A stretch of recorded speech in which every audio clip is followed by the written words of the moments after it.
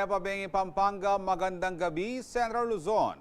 Ako po yung kayong talasuyo, Jody Dizon Mercado.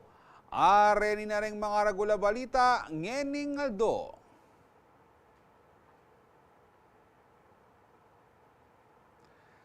Batas Parikil king pamagsinop king Giant Lantern Festival, kayawsan ning GLF 2023 Executive Committee. Batas laban ka ring bayolenteng motorista susubong king Kongreso. Mapila na kabalen pabor kaniti. Adwang pulot adwang NLEX toll plazas magpatupad cashless collection bukas September 8.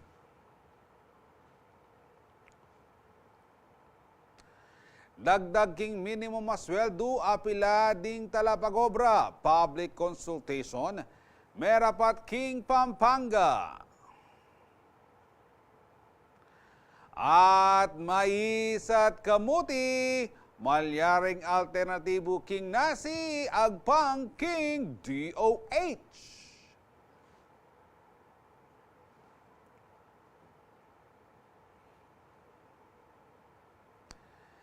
Dapat nala kanong midinan leksyon ding bayolenteng motorista kapamilatan ning meto nga batas. Inya naman susubungin ni king Kongreso yung Anti-Road Rage Act. Pabor naman ding mapila na kabalen king mesabing proposal. Para king detalye, ay ning report.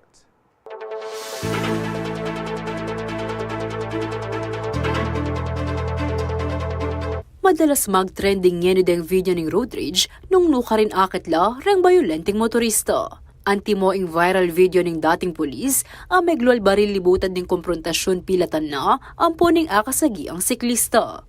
Keti yakin ng wang ugot na ACT-CIS Representative at Deputy Majority Erwin Tulfo king kayang amano king Kongreso. Just want to stand up to talk about a road rage incident in Quezon City that had gone viral involving an armed ex-cop and an ordinary cyclist.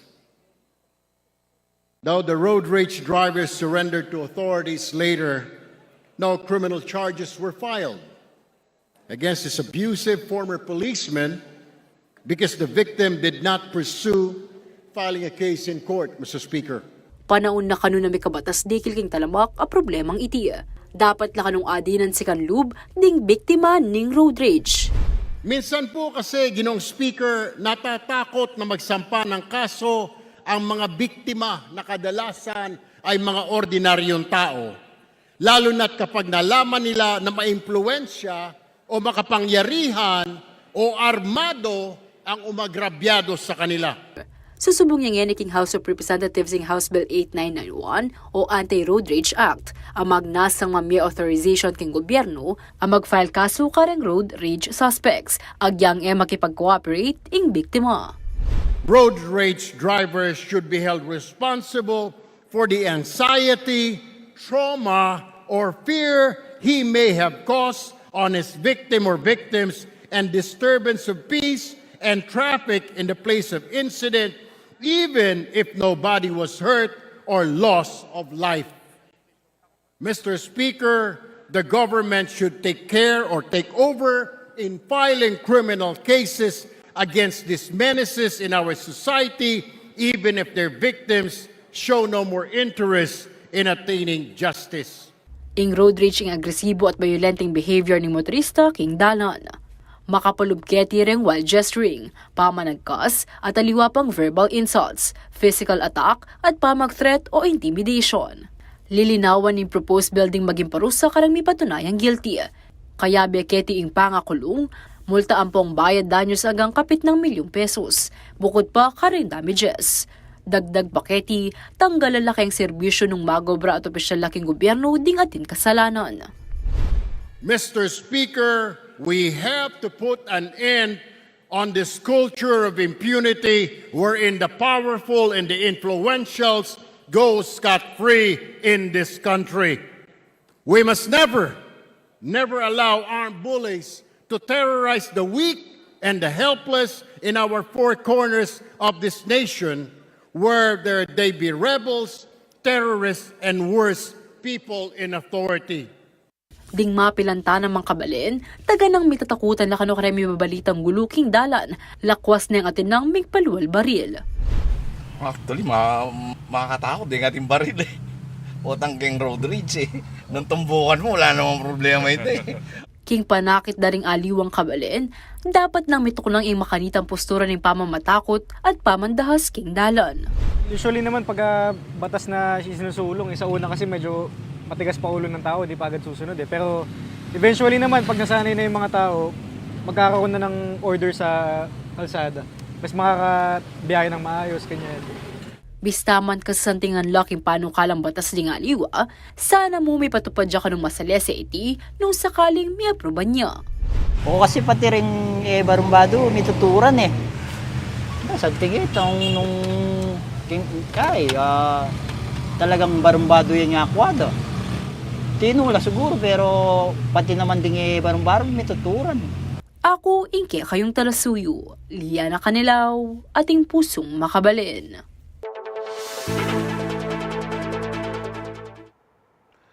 Karen pong motorista ken, miragdagan lapang adwang pulot adwa ding toll plazas ning North Luzon Expressway o NLEX, amakyabe king dry running cashless collection king Bernis o bukas po yan, September 8.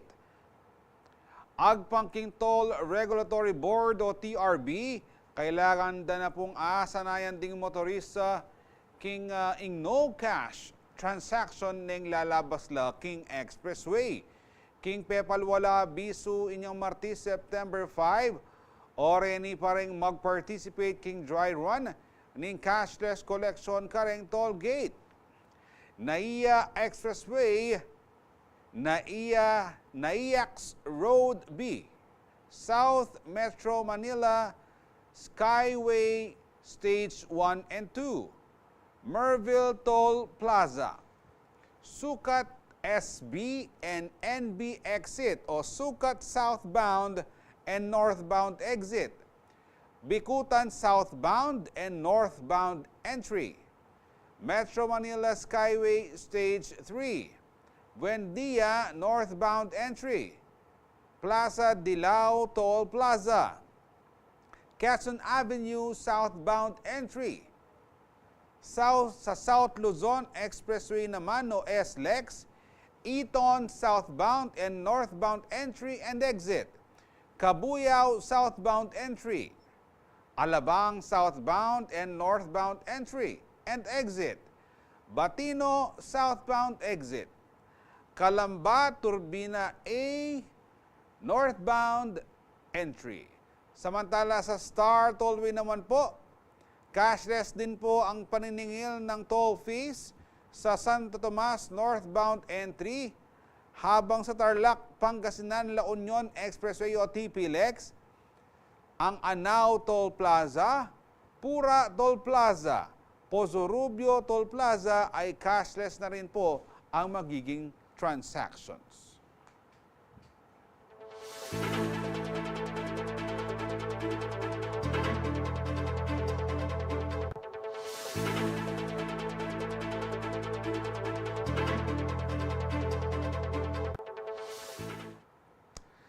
Magbalik ang Barenet Balita para kareng aliwa pang balita.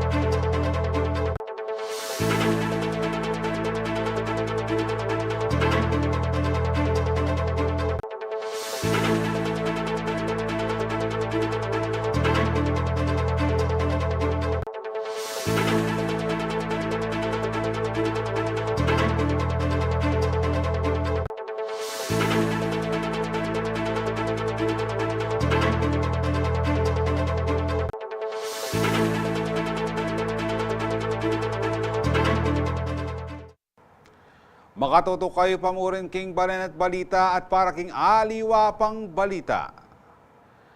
May karakal na lakanuring petisyon, iba't kareng workers group king Central Luzon naman nyawad dagdag sweldo king Regional Tripartite and Productivity Wage Board. Inya miglansad niya kanong public consultation sing board, panin mo na ning Department of Labor and Employment kareng probinsya king Central Luzon. King konsultasyon king Pampanga, pabor no man sa kanuding employer inyamo ing pisabyan kanuketi, ing ulaga ning increase at nung agyune ning financial status ning kumpanya. Oy ning report.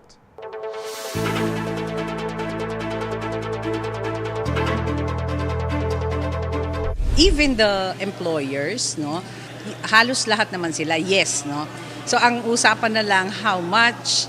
O iniing pekasu matutal ning milyaring public consultation king Pampanga ning Regional Tripartite and Productivity Wage Board o RTPWB ning Central Luzon, dikil king anya warandang dagdag sweldo ding gumandaring talapagobra. Aso king 1,100 pesos per day ing makapetisyon ang maging minimum wage king rehiyon. Agpangking pamuntok ning samahang manggagawang nagkakaisa ng Umicore Specialty Chemical Subic ay Mardwin Cabais, ing ulaga kanu iti, ing taga ng kailangan bang mikadisenti yang pamibiyebye, ing meto nga pamilya. Panalakaran de kanu ing kayadwanan dang iti. Mamang basic po ng 1,100, yun po yung sa ating batas po na sa family living wage na yun po yung karampatan na sahod para mabuhay po yung may limang membro ng pamilya sa isang pamilya para mabuhay po ng disente. Kung hindi man po namin ma-achieve yung hinihingi namin ngayon na family living wage, igigiit pa rin po namin hanggat hindi namin makukuha ito. Metong naman kareng kumpanyang tinagon king may sabing konsultasyon ding metong a manufacturing company.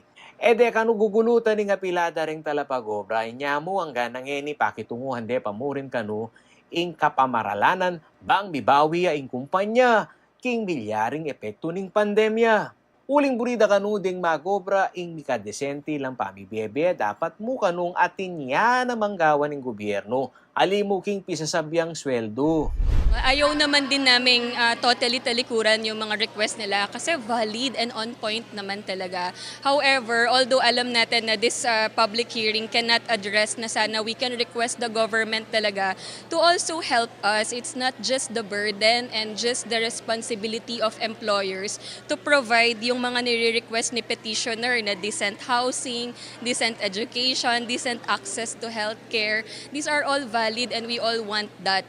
However, hindi lang siguro sa amin lang yung burden to provide that. We need also the government's action kung paano ma-address yung mga to. Kaya ang request ng CONWEP is subsidize that hindi lang exactly money but probably more programs to address those concerns po. Mabaya mo naman ganuing migitalibong minimum sweldo aanya waranda. Inya dapat yarin ikonsidera ing kabilyanda ring kumpanya. Masaya, no? Masaya sa lahat sana kung mabibigay ngayon 150. Pero kaya ba? Siguro by force, kakayanin, magsusurvive, pero we don't know until when. However, brand dependent kami. Kung ayaw na sa amin ng brand, wala kaming i-supply, wala kaming gagawin, wala kaming ibibigay na employment.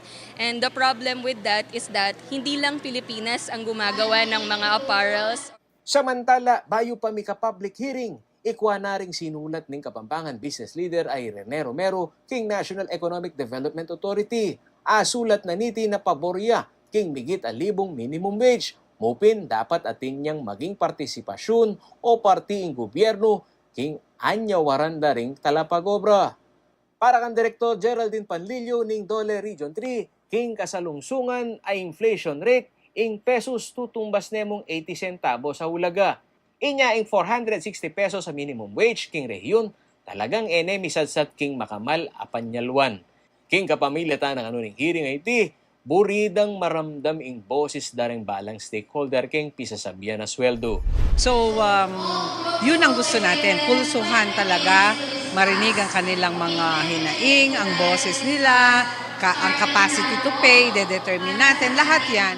September 18, 2023 ing final deliberation ng Wage Board at king maging pinala konsensus ning board nga ng panlilyo nung sakali kanung api kasunduan ing panahon nung kapilan at magkano ing aumento after 15 days ning publication, mapaltutuya ing wage hike ami susubong.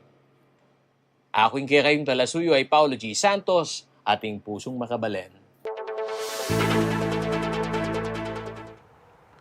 Kaugna na po ning balitang yan, 80% da kanuding employers ing migpabor king dagdag sweldo karen tala pagobra. Inya mo nung magkano ing dagdag alapang malino. Agpang kasi kareng kumpanya kailangang ikonsideraya naman ing financial status nung agyude itang anyo duandareng labor group na siyempre tayo po bal nung magkano pa ini pero kareng petitioners po timpong manya da migit libong minimum wage apasweldo. Pakarandaman tani man po yung punto de vista ng meto nga business leader Kim Pampanga at director niya po ng Pampanga Chamber of Commerce and Industry ay Mr. Rene Romero. May pabengi po, Sir Rene? May pabengi kaya kayo at kakarin kaya katamong manalbe kaya kayong programa. Okay. Sir Rene, miras na po kaya kayo itang may rapat na consultation na niyang milabas sa Yaldo makaparakil po king minimum wage increase kete po king Central Luzon? Yung kaya katamong ako sa wage board king Region 3 di ka consultation meeting ya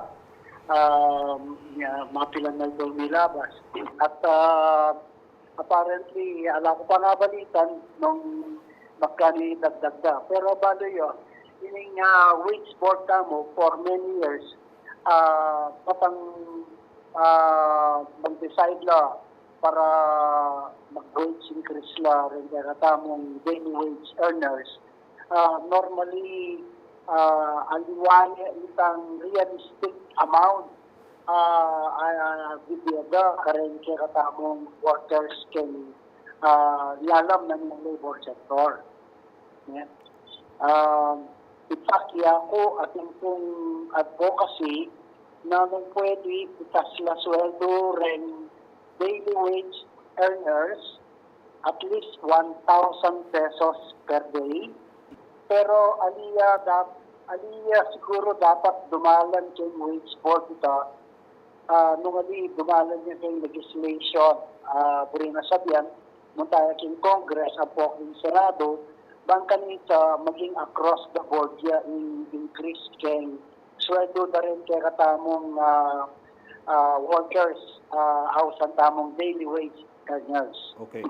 Sir Rene, balo yun po, kaya kayo pong bala mo recommendation po nung magkanuya ing dagdag ang minimum wage, Sir Rene. Bala mo iya po lalawot kitang metong petitioner noon po kasi 1,100 pesos po inganya warandang minimum wage. Nano po kaya yung akakit yung sangkan? Kaya po miras, kaya kayo libo po dapat ing salary adjustment or wage increase na dapat pumilya ka rin pong amanwan nyo pong daily wage earners po, Sir Rene.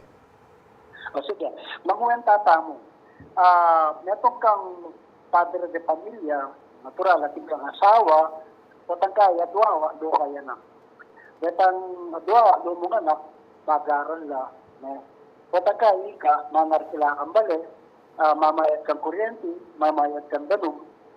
Watang kaya mamasahe ka, mamangan kayo nga nung beses patingapon, magbakal ka papunta, magbakal rin anak mo sa limong school supplies, sa limong uniforme, sa limong sapatos.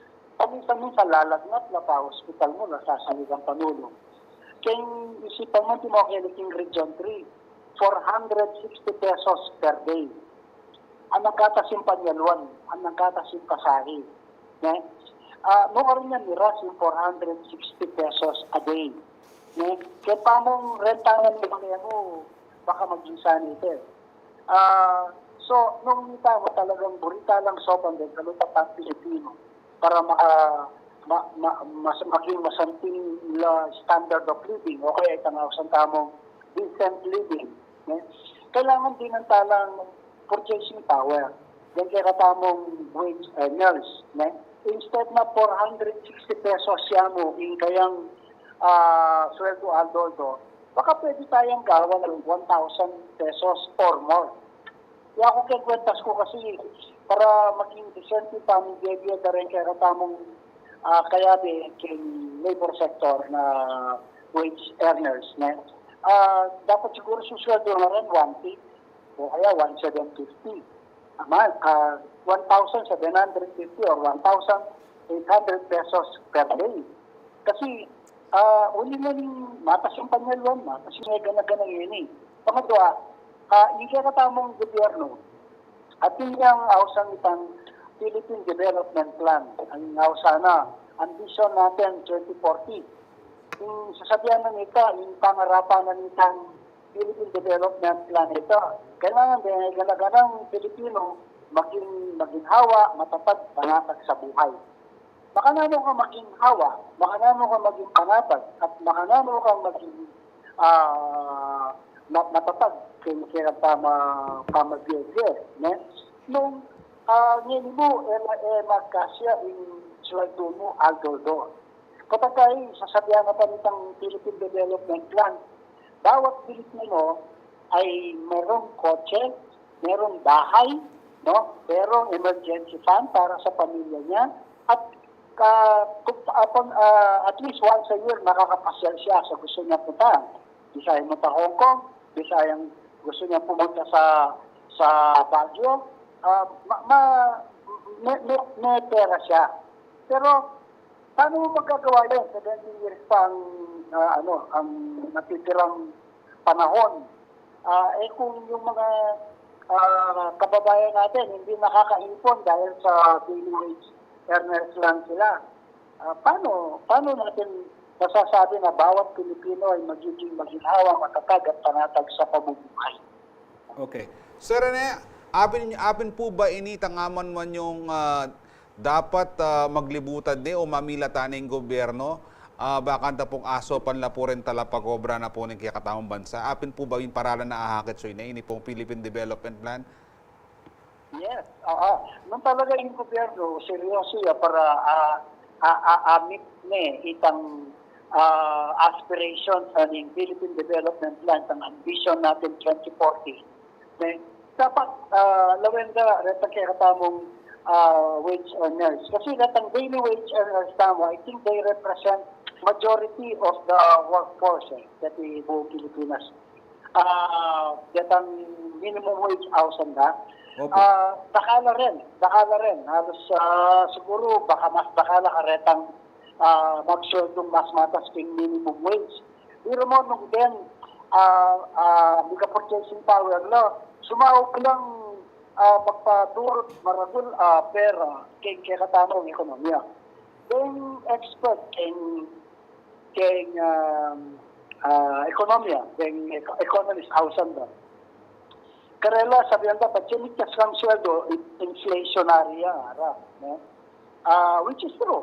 Pero ini suggestion ni is that increase naman mangipatan yan kay gobyerno mapayaring ng employers, ng business owners, mag-share lang. Then yung gobyerno, instead na matas yung premium kay SSS, kay Pag-ibig, kay GAI, ibabada niya mo. Kaya ang taxes, nung pwede kayo na. Kaya kayo sabihin na, pati yung gobyerno, manikwang GAI, manikwang taxes para gamitan na yung basic services. Alin siguro nung gawa yung talaga programa yung gobyerno, importante rin yung kayang memalen, yung kayang citizenry, maging masaya. Kalupad na rin ang bansa, o in Japan, in China, in Japan, in Korea, in Singapore, mataso per capita income ng karelang wage earners or in average minimum wage daw. 4,000, 6,000, 2,000. Kita mo 500 average within the country. So talagang magkasakit sa ekonomiya tamo para lakas kasi may na purchasing power. Opo. Itapin po sana yung ikutan ko na itapong benepisyo na ng purchasing power.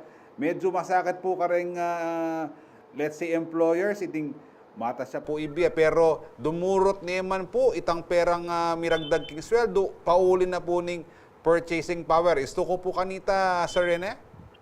Gusto ya. Kasi pagkailan tao, marago na purchasing power, marago na contribution ng ekonomiya, abot yung ekonomiya tamo, lakas siya. At pag malakas siya yung ekonomiya, nakala sasali ka rin produkto da, ang pwedeng servisyo da rin businesses, pag-employ lang da kala tao.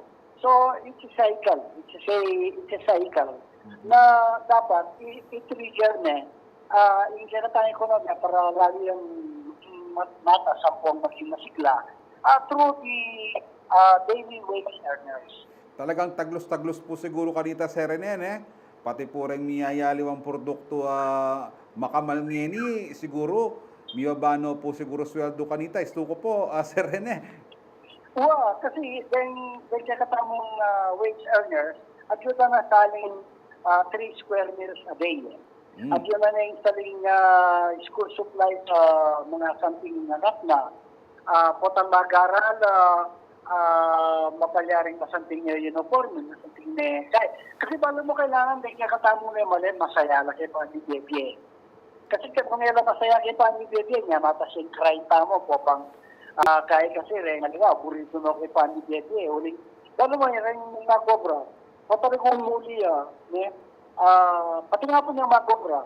Pati kaya na yung productivity na yung kakaba. Patang pauli minisip yung malalam. Kasi yung anak namin, nadilin yung Jollibee sandwich, Jollibee chicken. Patagaya lang yung kanyali kasi sakto yaman kayo pamasahe.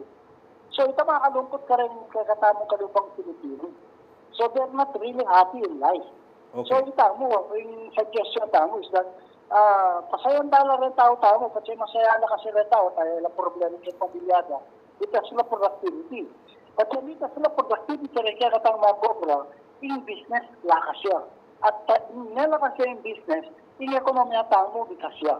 At pag natas yung ekonomiya tamo, then ito ang pwede tayo magmaragol ka rin kasi itang bansa, kay Malaysia, kay Japan, kay Singapore, kay Taiwan, kay Hong Kong, apat maragol tamo na itamo, matas na kabilyan bilang citizen ng Pilipinas. At parta na po, karang kaya katamong neighboring countries king asa kanita, Sir Rene. Ingkotang ko po kaya kayong tutuki kanini. Baka na pong mika clarification na ano yung po buri sabihan itang across the board. Abang gitso po nandin and legislation po itang pamag-increase kaya pong sweldo. Opo, yung across the board, ito po yung sweldo mo yan 500 yan. Maging 1,500 yan. Uling daily wage earner ka mo.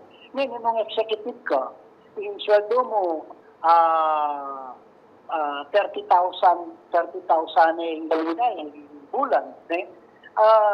Nung magdagdag kang 1,000 kang sweldo mo times 20 plus 30, maging 50 yan. Baka dito alam distortion. Kasi nung across the board, luto, karengaliwang supervisor, mata siya pa sweldo neto ka talaga pag-obra kaya sa akin supervisor.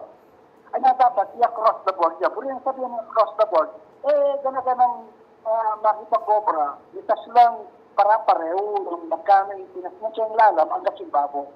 Okay. Samantalaan na ko na po yung pamakitago na ni Sir Rene, ikay po, naano po yung kaya kayong kapanamdaman, makaparikil naman po kitang patupad na pong cashless collection kaya rin po kaya katamong expressways. Naano po yung observation nyo? May kadala na kayo po karayong expressways tamo? May putik siya. Pakimulit po. Opo, may kadala na ko po karayong expressways tamo, naano pong asabi yung kitang patupad ng cashless collection ngayon ni karayong expressway, Sir Rene? Ipagtako na ko pa kahit, pero dahil mo itang cashless, nung karayong luwang bansa, implement ba na yan para ako masandiya. Pero makanyang pa man, dapat ating lang lakwan netong bus-bus na ning toll plaza. Na kahit kasi, kalupangan mo yung taga South Luzon. Wala ka dyan pupunta kaya ni King King North Luzon. Sabihan kumayang RFID na. Unless ganyan na expressway kaya Pilipinas, etong lamo RFID.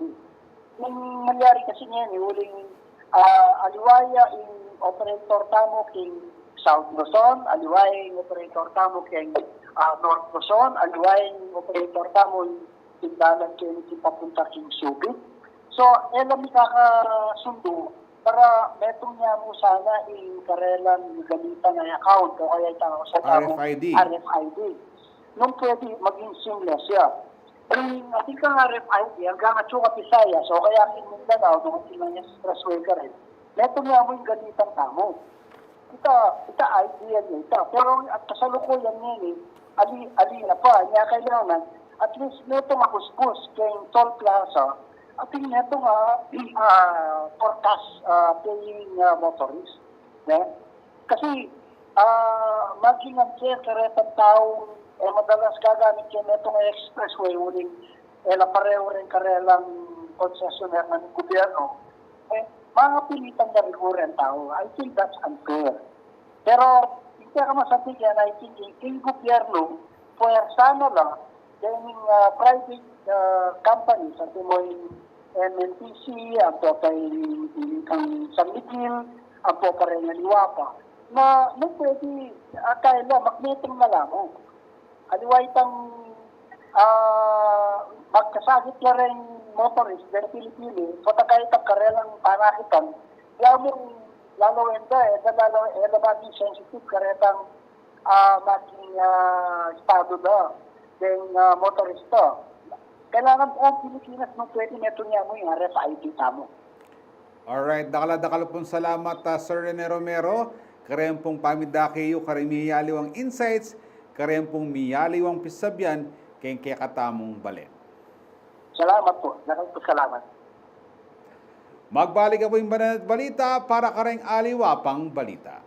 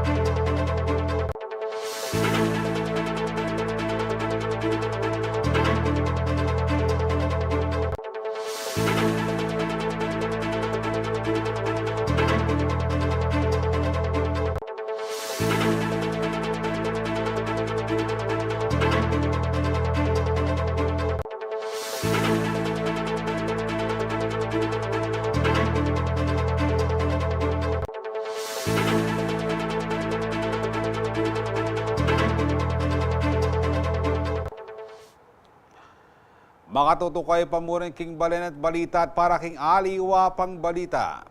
Libutan ding pamagtas ng presyo ng abyas, pepasyag ng Department of Health o DOH na malyaring subukan ing mais, kamuti at aliwa pang pamangan, amiki carbohydrates mo naman, pero mas murang presyo king salukuyan kalupan ng mais pong kamuti.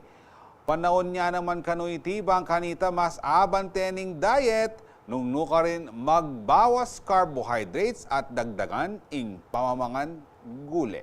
Aining report.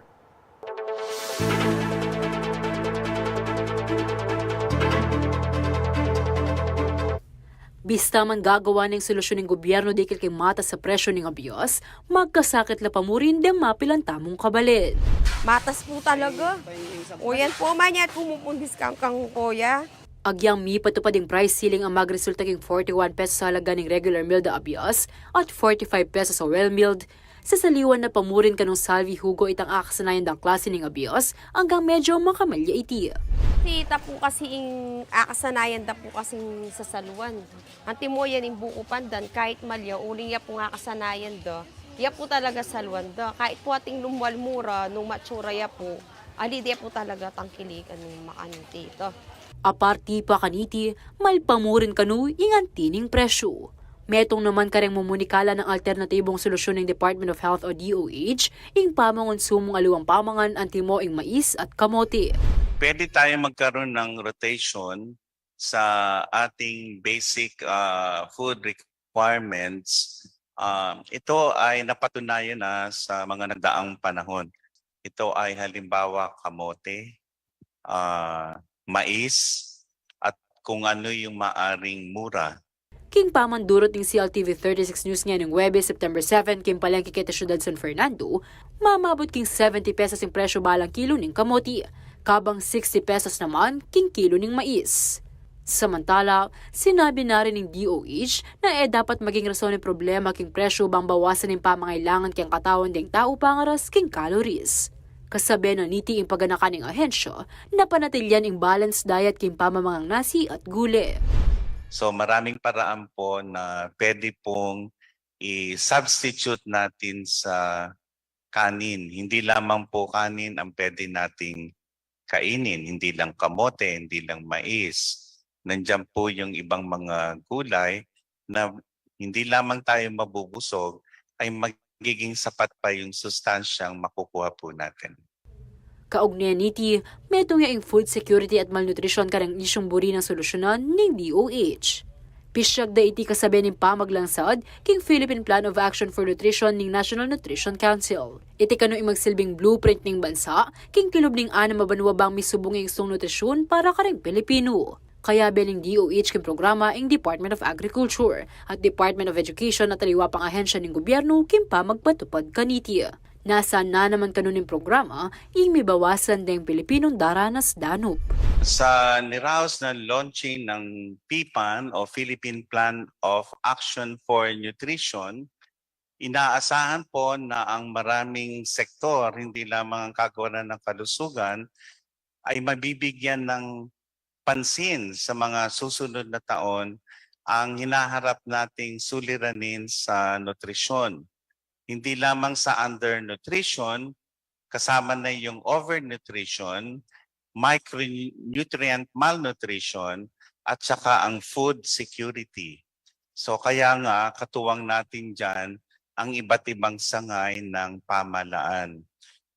Ako, ingke kayong talasuyo, Liana Canilaw, ating pusong makabalin.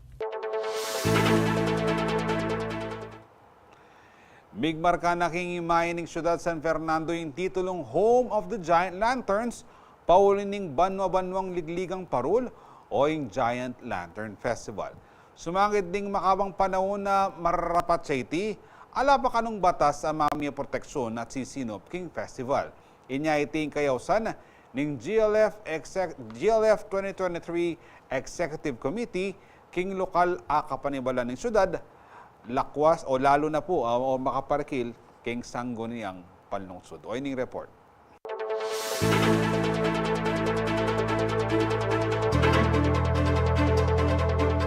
Bear season na! Magumpisa na lang ni paslag ding makule parulampong Christmas decors kareng magtinda king gilid daring dalan kini syudad San Fernando. Dadaywando pataga na ding parul San Fernando ding manyali iba't kareng mihaliwang lugar. Mitatak na kareng tao na istung ing parul mong pakasabit king bale gawayang Fernandino, tunayang masanting ampong matibe. Bibay tsaka nuing imay na ning lantern industry king syudad pauli ning kasikata ning ligligang parul o Giant Lantern Festival.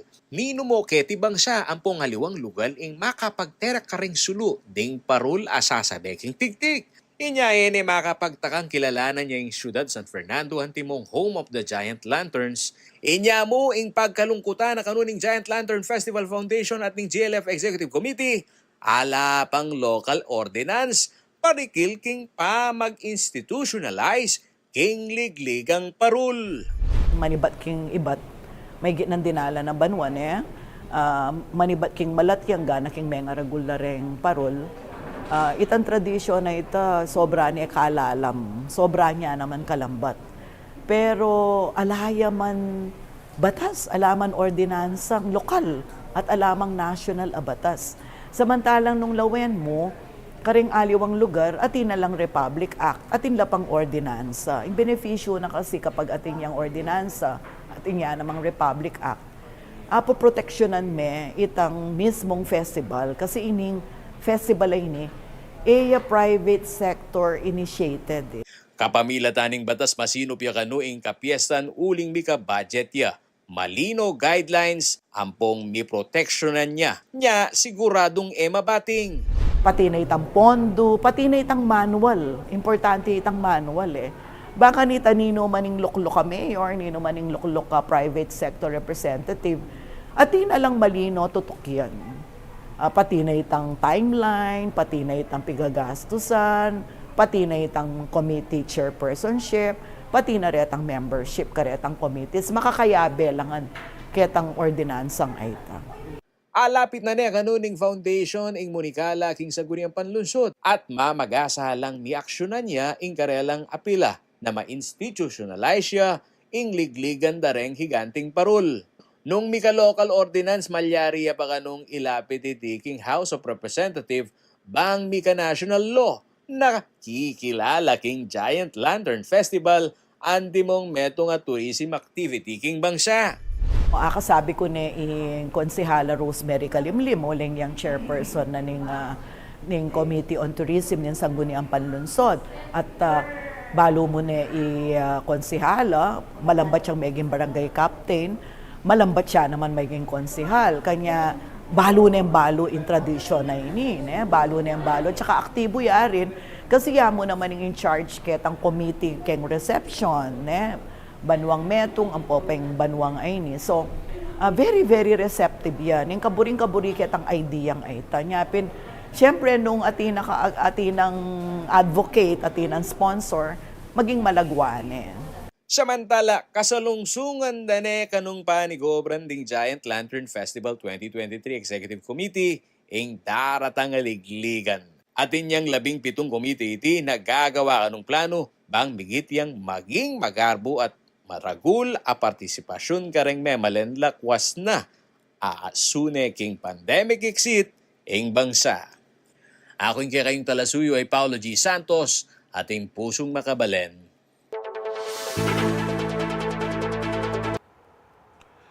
Miragdaganon naman din kikatamong kabalen na makasadyang mipotungan korona ning poeta Laureado. Iti Alvin Ignacio ang mas kilala king awos a Bertong Esponga. Tubuyang magalang Ibertong Esponga. Banwang 2014 ninyang magumpisayang sumulat puwesang Kapampangan ang ganaking mabiyasa niya naman manggale.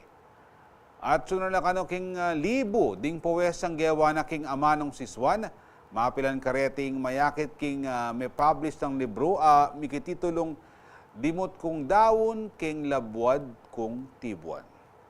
King edad ng 36, may putungan ng korona ng poeta Laureado, King Center for Kapampangan Studies, King dartang September 13, Ibertong Esponga. Yak po tutunay ni Ege man panagalantagan na yan eh. Uning siyempre po, kumbaga Ege na yaman ninyad. Ako na yaman kaya. Unang may gobra kong bagya, ginambul ko.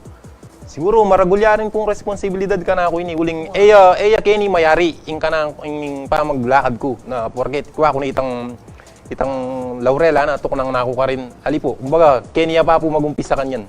Kung baka salig, ngeni pa. Siyempre, lakwas na kanya patugot gumambul kanini uling.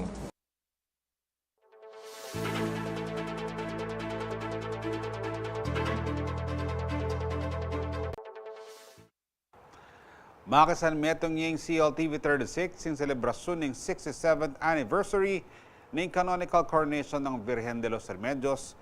Bukas po aldo ng Biyernes, September 8. Ing La Virgen de los Remedios de Pampanga o kilala mo rin ay Hindu ning Kapaldanan, tulad ding Kapampangan, yang opisyal na patronesa na po o patron ning probinsya. Agpangkareng mapilang sulat kasalesayan, may giyang sangkan ning Birhen bang maligtas yung Pampanga keng komunismo at misan metong lareng Kapampangan. Keng banwang ini makataluki yung selebrasyon keng temang kalupa mong mikapwan king grasya, abayan mo kaming mga mumu naman king grasya.